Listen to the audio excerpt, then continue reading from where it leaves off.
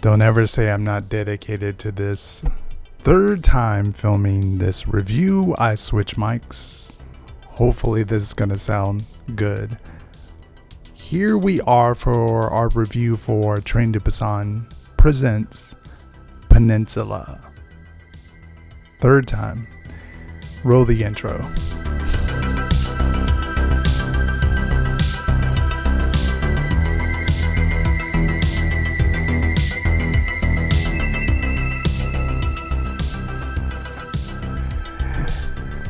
Yeah, on a side note, does anybody have a recommendation on audio or at least a good mic? Anyway, Train to Busan, every genre in horror at least goes through sort of a rebirth. We've had slashers kind of have their rebirth moment, with Scream, coming from Halloween. We had home invasion movies. We had, found footage movies kind of have their moment. We've had vampires, Dracula to all sorts of different things, and zombies are no stranger to this. We went through this with Zombieland. We went through this with 28 days later, and then 28 weeks later, we went through this with Wreck.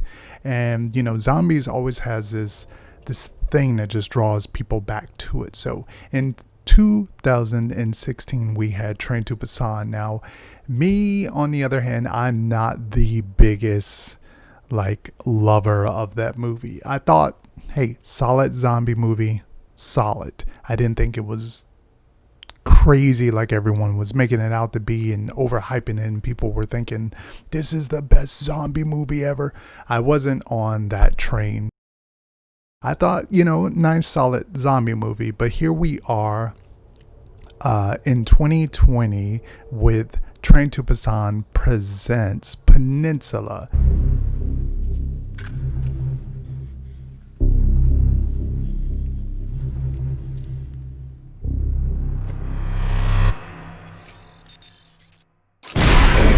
Now, I like the overall concept of doing something like this. This is not a direct sequel, even though most folks are claiming it's a sequel to the other movie.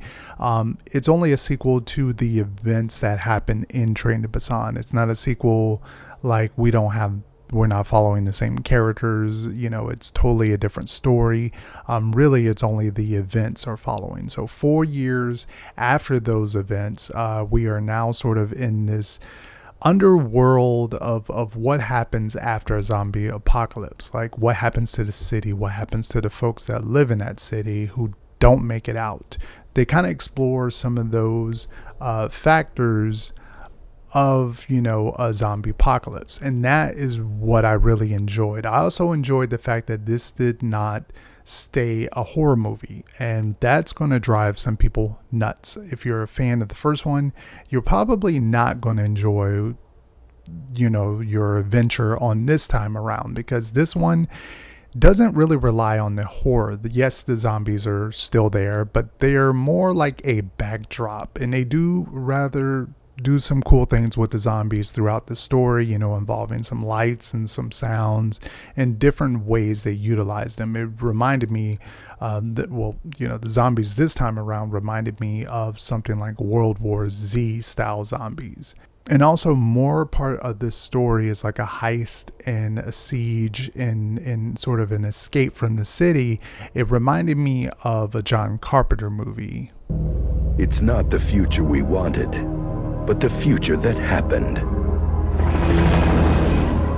Once a great city, now a high security prison, designed to keep society's criminals in.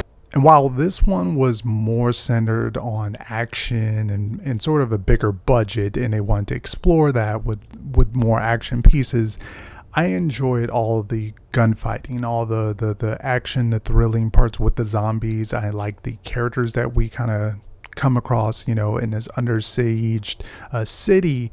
But one part I did not enjoy was all the CGI car scenes. I know budget-wise they couldn't match something like we've seen from like the Fast and Furious series with their CGI. But this time around, it just came off really cartoonish, if that makes any sense. It looks really, really fake, even though the budget is like doubled from the first movie to this movie. That's only really my only gripe with this movie, is just the CGI car scenes look really cartoonish. They look really, really fake and bad in my opinion. But overall, the action is there, the characters, I like the city. I like that they explore this idea of Presents Peninsula, and it's sort of like it's a sequel but not a direct sequel. It's still involving the world of Train to Busan. I would enjoy if they do 2 or 3 more flicks like this, exploring this world a little bit more, maybe doing something like a sci-fi next time, or different themes, or you can mix stuff. Most folks are not going to enjoy that, and if you're a big fan of the first one and you like the horror elements a little bit more, they're in here, they're sprinkled throughout, but it's a majority of an action sort of John Carpenter Escape from New York type of vibe is what I'm getting from this one. I enjoyed it. I give it a solid thumbs up. I don't really have a rating system, I guess you want to say. I don't really have one, so but yeah, that is my thoughts on Train to Busan Presents Peninsula.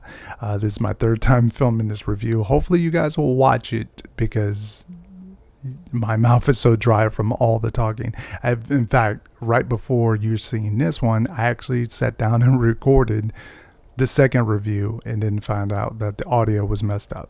And then I decided to redo it yet again and film it with this mic, which is my trusted mic. Anyway, quick question. What is your favorite zombie movie? If you had to put it out there, what is the best zombie movie you have? Leave it in the comment section. I want to watch it. I want to review it.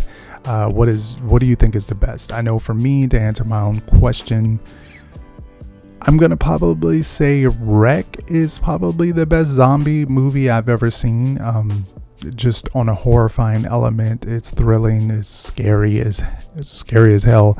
The horror in there, it's just a great bottleneck movie. I think way better than Train to Busan in my opinion, but that's my answer. What is yours? Leave it down in the comment section.